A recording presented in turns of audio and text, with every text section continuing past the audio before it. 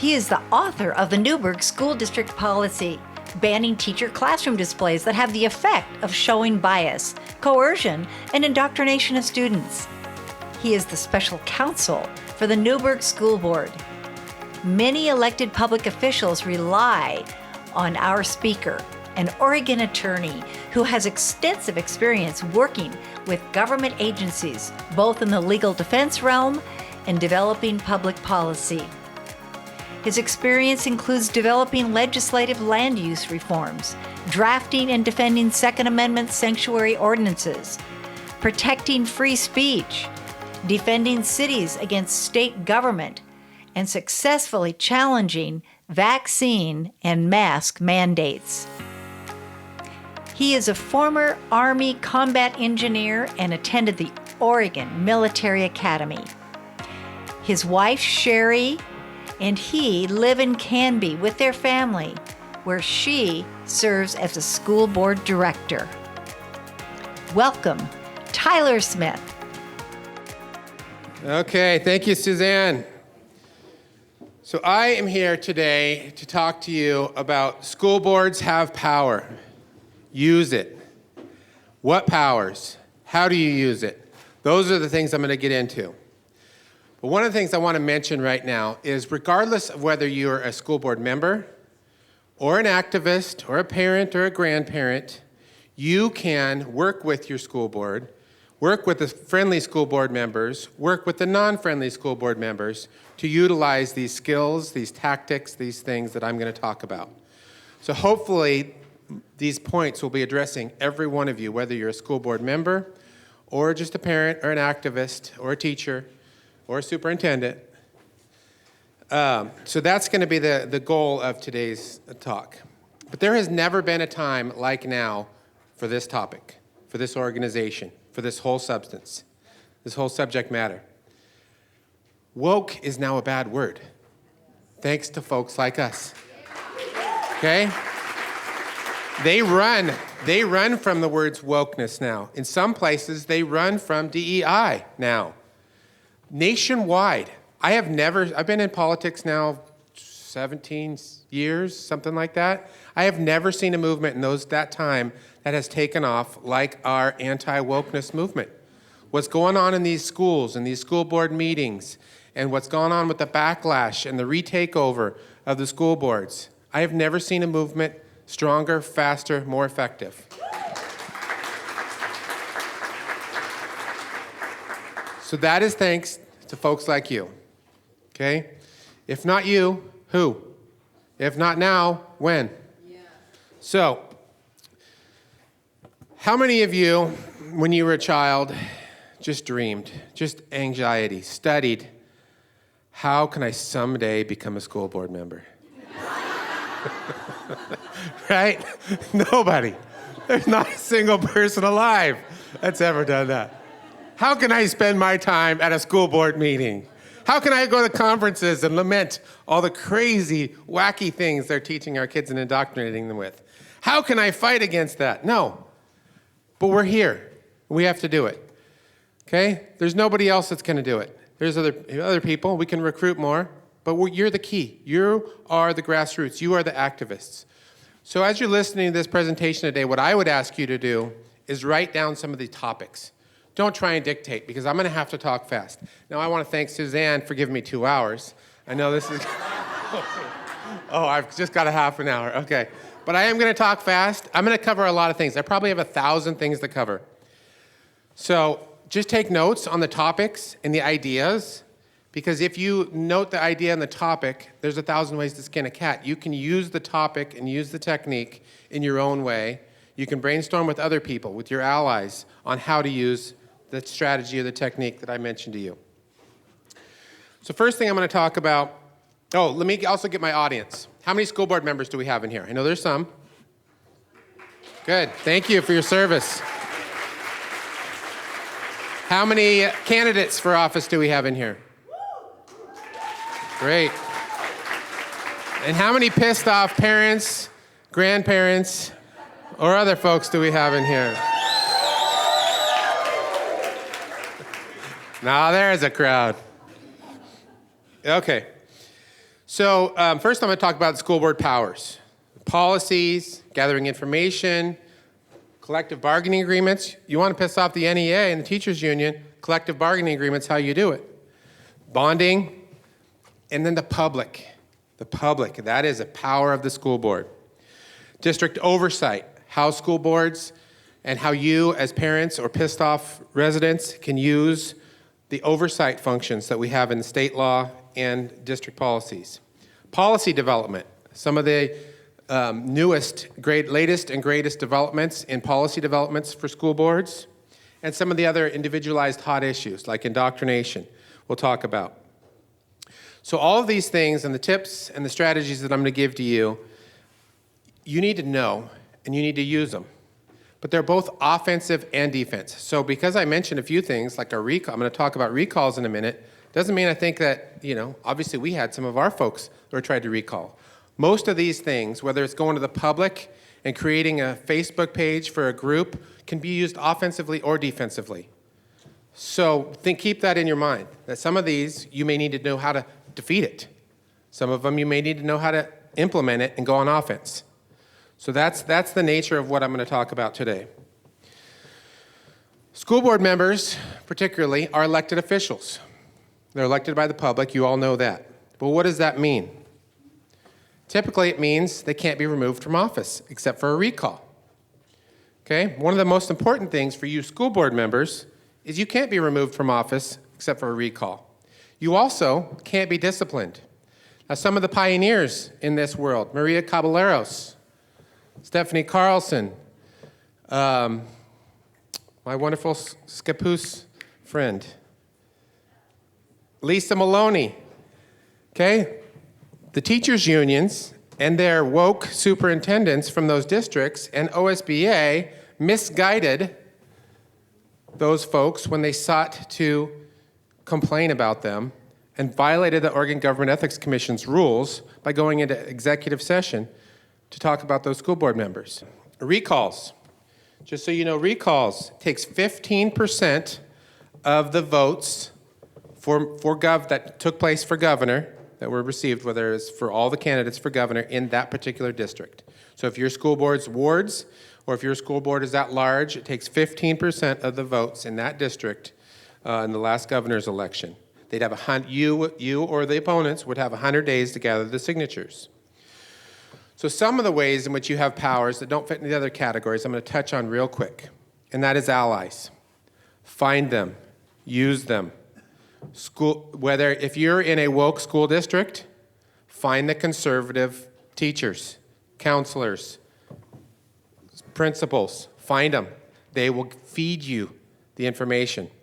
They will be whistleblowers. They will say, I heard this happen today. Here, use your public records requests. As soon as somebody tells you this is happening, these people are doing this, your public records requests. Teachers basically cannot, there is almost nothing a teacher can hide from public records requests. They don't get to get legal counsel. They don't get to have executive sessions. So the staff and the administrators and the teachers are very subject to public records requests you can obtain. What are they talking about? What are they saying? What are they doing? It's not that hard of a process. Sometimes you need a little bit of money. That's where your allies come in. Okay, get your allies. Find friendly parents. Find parents that wish they didn't have their kids there or are juniors or seniors and aren't worried about much retaliation in a year or so, and have them become your whistleblowers. Okay, you find this information. How do you know if there's something woke going on in the classroom?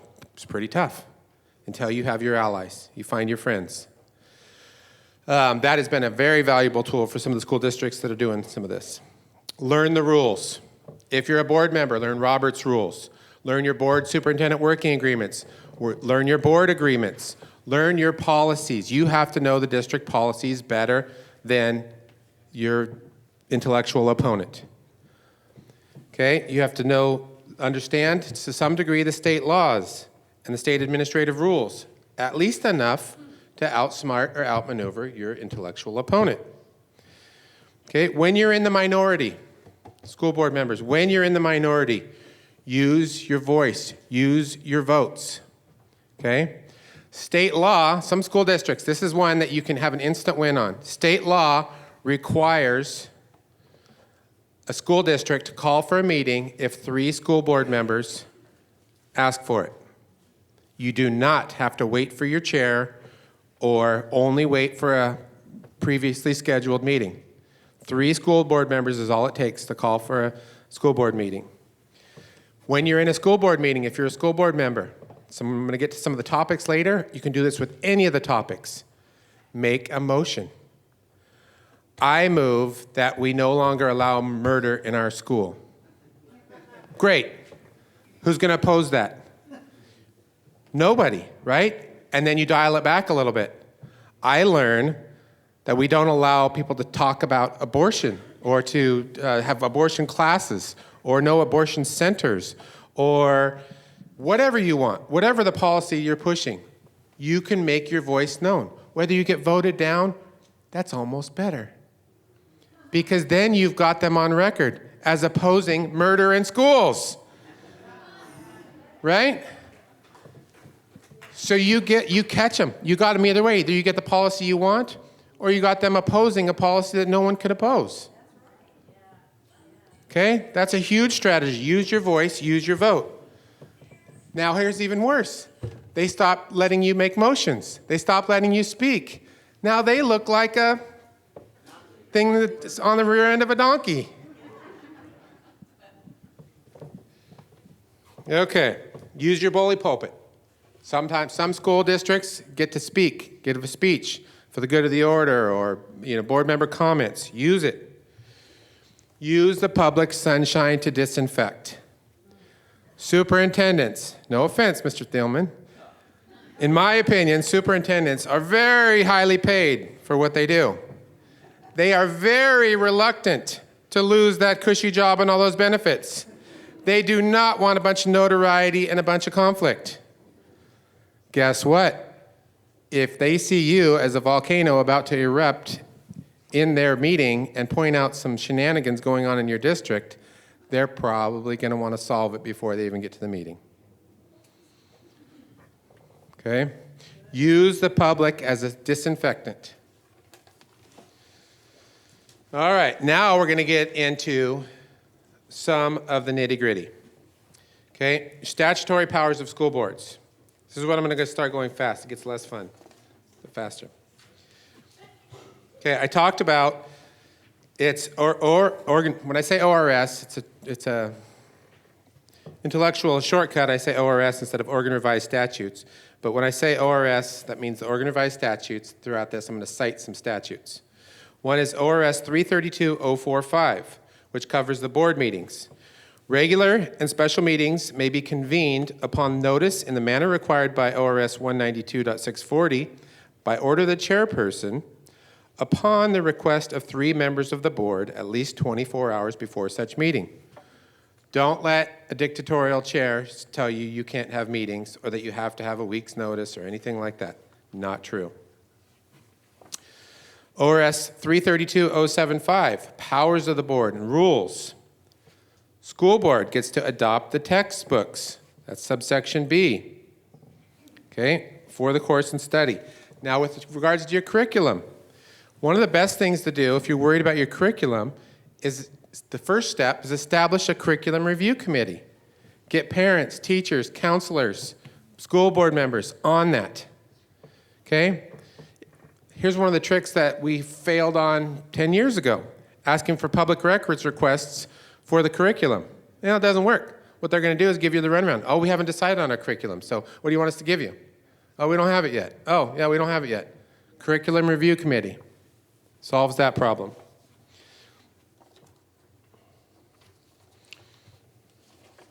Okay. The general duties of the board.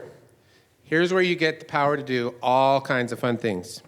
ORS 332.105, the general duties of the board, subsection B, to perform such other duties as the wants of the district may from time to time demand. Perfect. If you're in a majority, congratulations. If you're in a minority, I feel sorry for you.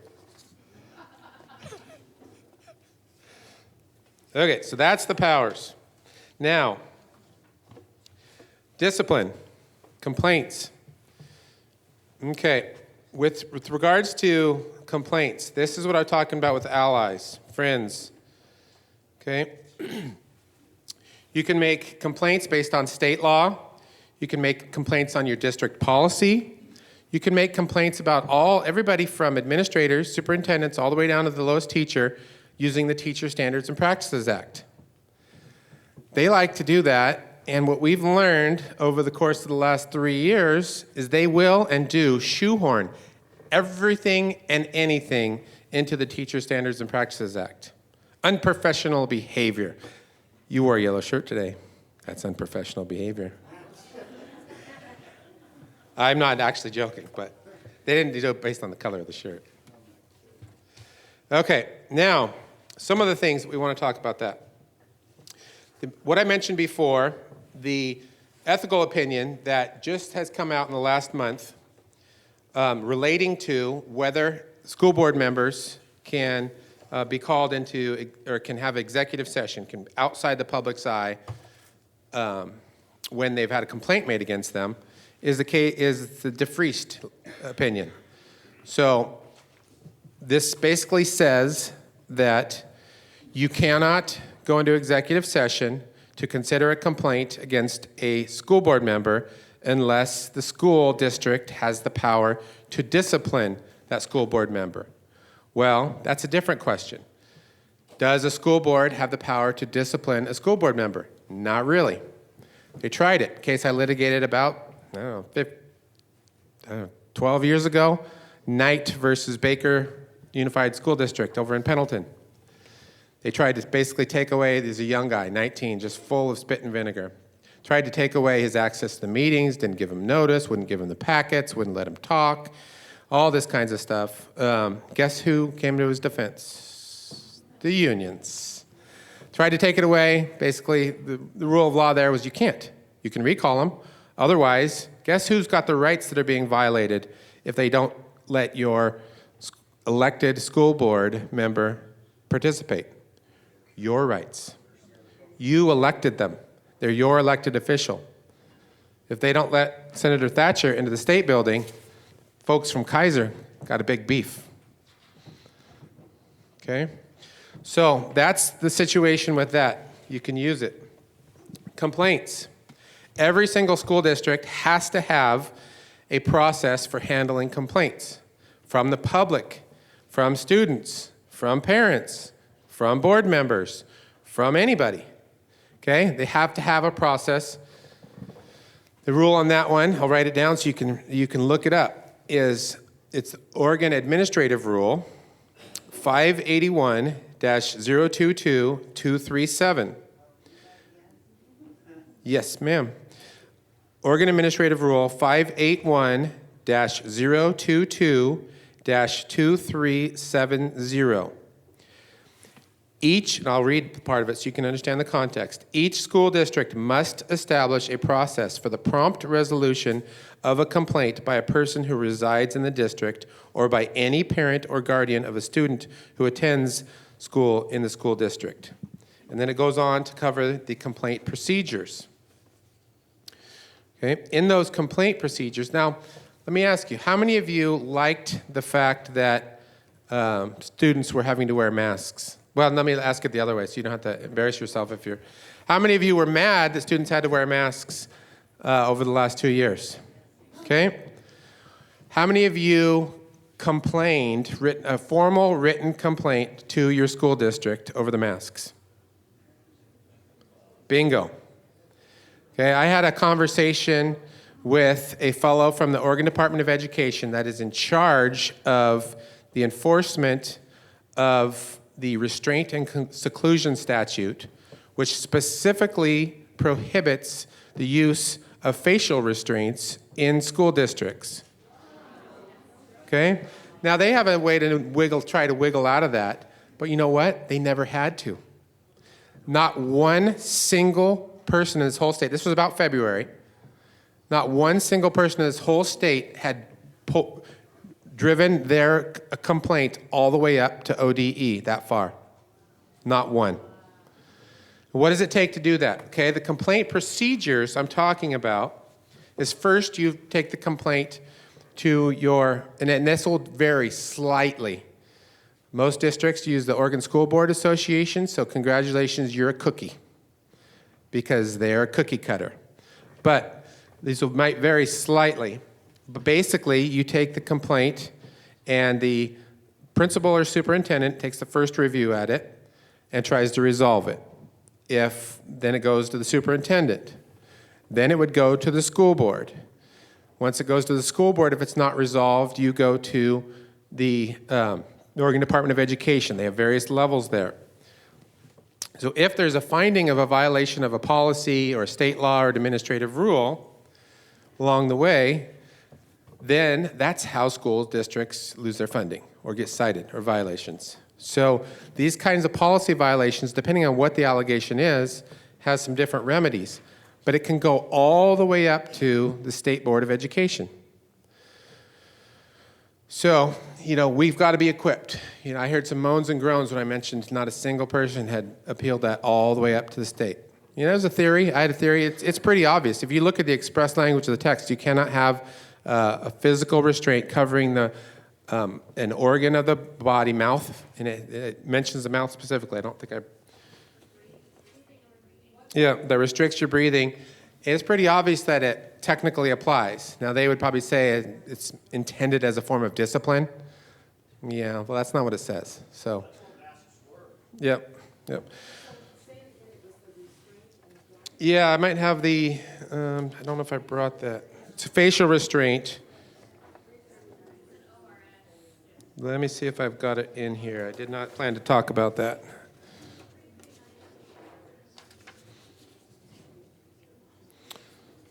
Somebody was mentioning it. It's not hard to find. There you go.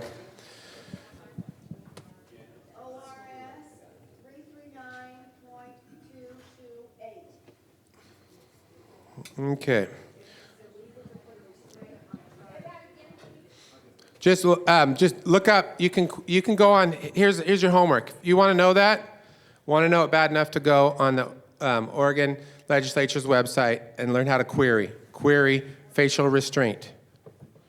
Okay, and you'll find it.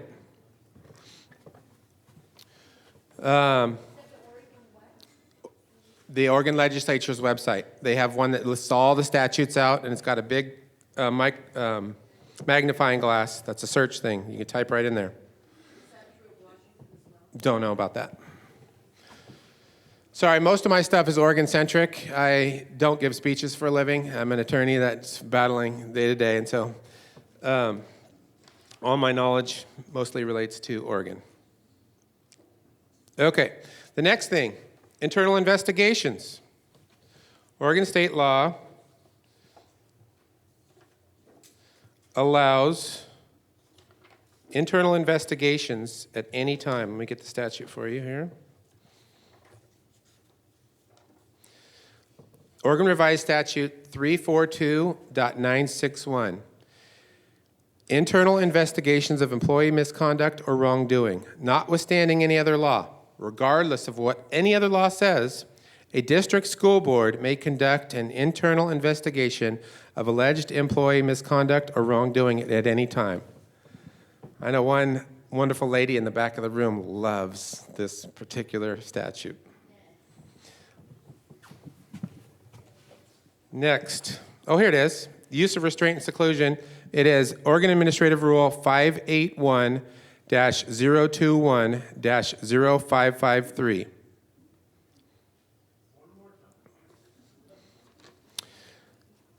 581-021-0553. Any restraint that places or creates a risk of placing pressure on a student's mouth, neck, or throat, or that impedes or creates a risk of impeding a student's breathing. We all missed our boat there. Maybe. You never know. Every lawsuit, every attorney will always tell you it depends. It depends. You got to fight. Okay, the next thing I want to go over.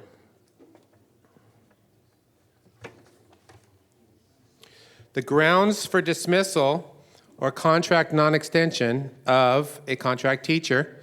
Same rules apply to superintendents. Okay? This is Oregon Revised Statute 342.865. Inefficiency, immorality. Hey, that one sounds right. Insubordination, neglect of duty, including duties specified by written rule. That specified by written rule was added about 6-7 years ago. I don't know who added it, but thank you for adding it, because the school district can create written rules. Okay, neglect of duty includes duties specified by a written rule. Physical or mental incapacity, conviction of a felony, inadequate performance, failure to comply with such reasonable requirements as the board may prescribe to show normal improvement and evidence of professional training and growth, any cause which constitutes grounds for revocation of such contract teacher's teaching license, Teacher Standards and Practices Act. Okay, that's how you use that. Now, there's been much hubbub about what's Senate Bill 1521, which there were 3 superintendents last year that were terminated, whether they were for cause or no cause or whatever else, asked to leave, whatever else. The teachers didn't like that so much. The unions didn't like that so much. So their friends in the legislature passed this and basically says that at the minimum, you have to give a superintendent 12 months of paid time on taxpayers' dime, even if you want to terminate them. Now, you don't have to do that if it's for cause. So if it's no cause now, the contract has to be written that gives them 12 months time on the job if you decide to terminate them for no cause. The reason I read the cause grounds first is because there's lots of cause and availability, if you do it right, to deal with an inefficient, immoral, insubordinate, neglectful, including violations of rules, physical and mental inadequate performance, failure to comply with such reasonable requirements. Number 1, school board members' power. You are the superintendent's boss. The people are your boss, you're the superintendent's boss. For many years, longer than I've been alive, a lot of school districts have been run with a little bit of a rubber stamp. Superintendents are in charge. Yes, superintendents are more knowledgeable than every single one of the school board members, probably. Doesn't matter. School board members are still in charge.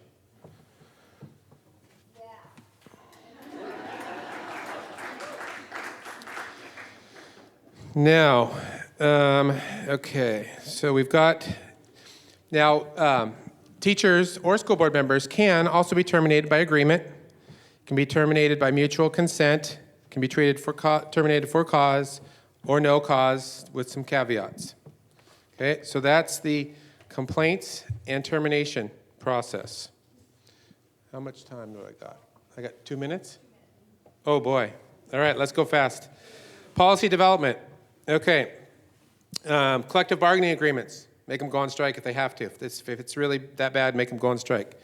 Statutes. Now, policy development. School board members, parents, find a way to get legal advice. I hate to say this, OSBA is not going to give the school board members advice. The outside legal counsel. Almost every school district has OSBA, has an ESD, and has outside legal counsel. Rarely does a board member actually talk to an attorney. Rarely. What happens in reality? Superintendent gets legal advice, filters it through the way they want to filter it, gives it to the school board. Sometimes, rarely, legal counsel will come to the school board meeting and advise them in the open public meeting or an executive session. Usually that's when you've got a lawsuit or something like that. Okay, so find a way to get legal advice. You have the ability, I'm going to go super fast. You have the ability to ask questions of your superintendent. If your superintendent doesn't have the answer, you can go all the way to this superintendent of public instruction. Who's that? Kate Brown. She doesn't have answers. Okay, too bad. But that's how it can go. 581-021-0020. Okay. Now, funding. The question is, what if you don't follow the policies and you're out of compliance? They have this whole process. If you're meeting the standards, if you're out of compliance. That comes from Chapter 581 of the Oregon Administrative Rules. It's 581-002-003, subsection 6. If you violated the administrative rules, the standards, then you can lose your state school funding. Okay, get them out of public school. Great, that solves that problem. But that's the statute that does have the risk of losing state school funding. Guess how that happens? First, they have to cite you. They will come and investigate, cite you, ask you questions, write you nastygrams, all kinds of things. What do they have to do next? They have to go to the Board of Education and find you deficient. What happens after they find you deficient? Eventually, how long does that process take? We don't know, because they don't do this. After they find you deficient, you only have to fix it before the next school year. Timeline. How do you win in strategy? Timeline. Okay? Okay, I'll skip that because I'm almost out of time. I know we want to get to some of the hot issues. Curriculum. How do you resolve the curriculum? Daylight, review committees. Ensuring staff has been informed that they can select the actual material in ODE's curriculum packets. When ODE sends you curriculum packets, they may have 1,000 pages in there. Every district does this. Teacher may not get to all 1,000 pages. You can selectively read out the ones you don't want. Okay, libraries. We talked about this a little bit. Exhibiting obscene performances or materials to minors. Guess what the legislature did? They wrote in any prosecution of distributing or displaying obscenity to minors, it is a defense if the defendant can prove that the defendant was a bona fide school, museum, or public library. So obscenity is against the law unless it's in school. That's great. What do? I got $15. I can buy that book. They want to fine me for stealing a book from the library and never returning it? Great. I got $15. So one of the simple solutions we've been doing lately. Don't steal, buy. I also have a razor blade. Pages can suddenly disappear. Thank you for your time. Good job. Wow. Good job, Tyler. Awesome. We know after this great presentation, you will want to join Parents' Rights in Education. It just makes sense. Activism can be enjoyable when you are surrounded by like-minded people. And together, we win. Go to the website and click on the Join Us tab. Fill out the form there to receive important news alerts and information. We have state chapters in more than 10 states, and we have followers all over the country, and we'll do our best to connect you with like-minded people in your area. Like us on Facebook and join a state and local Facebook group. We are not new to this arena of fighting for parents' rights. You will want to watch the PRIE history video on our homepage. Don't have time to read? Also featured on the homepage is the podcast, Parents' Rights Now. These are not meant to be entertaining, but provide valuable information, catching you up on the issues quickly.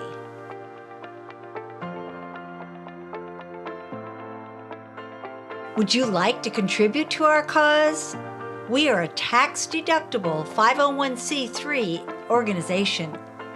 Click on the donate button on our website. We need your help, and we can't do it alone. Consider joining the 12 by 12 Club. Your gift of just $12 or more will help restore parents' rights across the country. Together, we are winning.